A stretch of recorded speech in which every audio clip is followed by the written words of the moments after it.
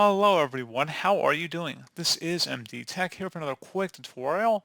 In today's tutorial, I'm going to show you guys how to either enable or disable JavaScript in the Opera web browser, either for software development or perhaps for security reasons. You may be turning it on or off.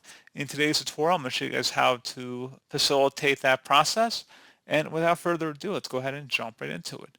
And let's start off by opening up Opera.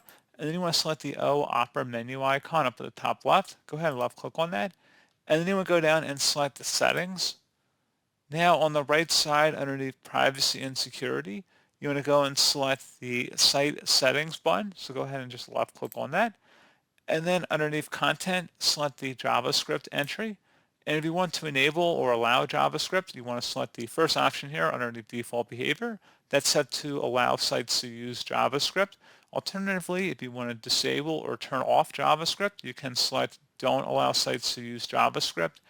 And if you want to set up certain exceptions or exclusions, you can add these certain websites down here below if you want to add certain websites to allow or not allow JavaScript, depending on your selection up here. So pretty straightforward process, guys. Do hope I was able to help you out, and I do look forward to catching you all in the next tutorial. Goodbye.